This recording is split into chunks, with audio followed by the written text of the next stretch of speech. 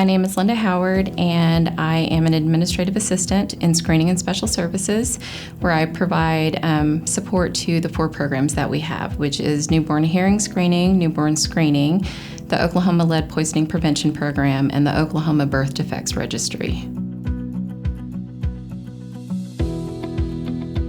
Back in 2016, I was asked to assist with a quarantine for tuberculosis. There was a homeless man that was identified. I'm not sure if he tested positive or if they were just concerned that he was positive for tuberculosis. So we had county health department nurses that were involved, and acute disease staff that were involved, and procurement staff that were involved. So it was a really great example of teamwork and how everyone was able to come together and ensure that this man had transportation to get to the hotel where he was staying, and they had to get food for him while he was being quarantined, all the way up to getting him tested again. So it was interesting to be involved firsthand with a public health emergency.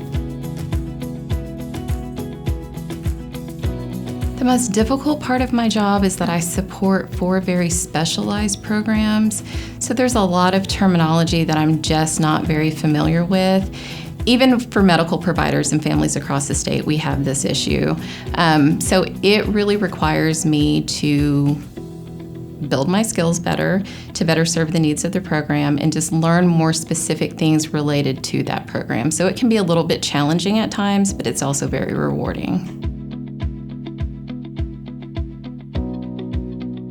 I would say go forward and do it. You never know whose life you may impact. I think there's a lot of different components to public health. I mean, that's kind of what I've learned since I've been here. It's not just being a nurse or, working in hearing or being an audiologist. There's so many different facets to public health that you just don't even know whose life you may touch. So I would say go forward and do it. Maybe talk to somebody who works in public health and maybe ask them what it is that they love about their job and any potential challenges that they face.